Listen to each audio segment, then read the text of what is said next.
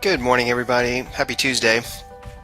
Every Tuesday, I want to try and get one of these videos out for you guys based on a blog that we did the week before, and hopefully just kind of get some feedback about how the information was helpful for you all and all that. So this one this week is about how to use our market update report. I've got a ton of you who are using this already and love it, and I'm getting a lot of questions about it, so I thought I'd just kind of put something together for you to kind of answer all your questions all at once and maybe help you understand this and get this to you if it's something you want to take advantage of. So our system is great for generating these reports, and that they're super easy whether you're needing to sell your house next week or you're never going to sell your house again. It's a great way to keep an eye on the sales around you in your neighborhood, so you have a good. So another great idea to use this report for is so let's say if you were planning to do some upgrades, or you wanted to finish a basement, add a third car garage, things like that.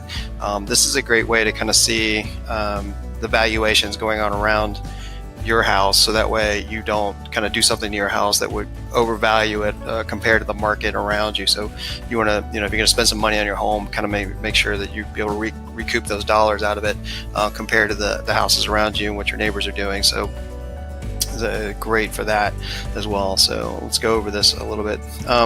So these reports, they come to you about once a month, typically is the way I've got them set up for most people.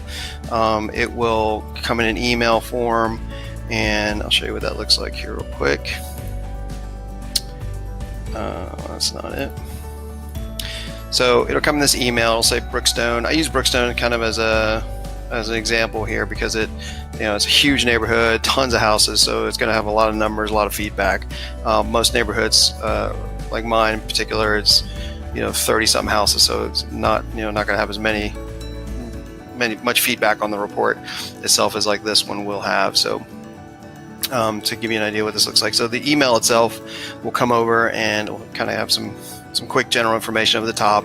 How many houses sold in the last 2 months? 19. Again, that's a huge number.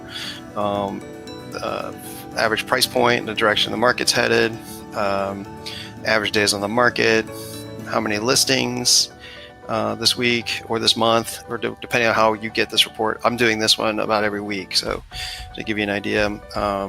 Active listings currently 32, huge number again, but there's hundreds of houses in Brookstone, for those of you who know where it is. Pending sales 34. So this is what the email will look like, and then you'll get the report itself. Will take you over to the site, and this will be just your report. So even though you're looking at the report on the site, it's just your link. So the information is always, the only people that'll see this information is you. So this is pretty straightforward. The active properties, under contracts, and solds. As you can see, there's a ton of houses for sale in this neighborhood, which is normally a bad thing unless you have a ton of houses in the neighborhood to sell. So this is not, it's maybe 2% of the whole neighborhood, so not a crazy thing. Now, if you only had maybe 100 houses and there's this many for sale, then there might be something going on there, but in this case, you're good. So this report breaks down bedrooms, baths, square footage, pricing, any price reductions if they've happened, price per square foot, and how long the house has been on the market. And you can go into the more details of that if you wanted to. Under contract properties, this is good. So this kind of shows you everything that's under contract, and how many days it's been on the market.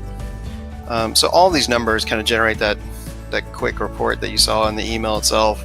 It kind of averages everything out, and so it gives you a sense of what's going on. So once you pick out a few of these that are more like your house, all 5 bedrooms, let's say, or all 4 bedrooms or whatever, that'll give you a little more understanding of how many days on the market they were sitting and all.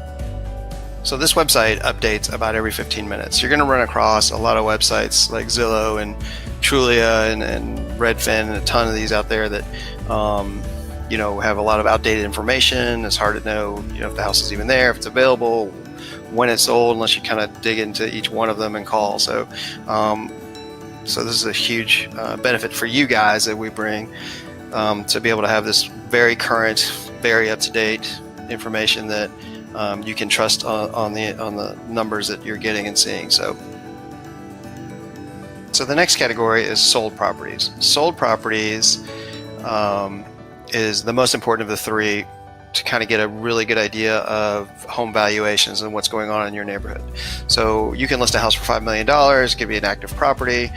Unless it sells, it adds no comparables to the solds or to the valuations of the neighborhood. So appraisers typically will, when the house is under contract and getting ready to close, the appraisers come out and do reports or use the numbers based on houses that have closed in the last 180 days.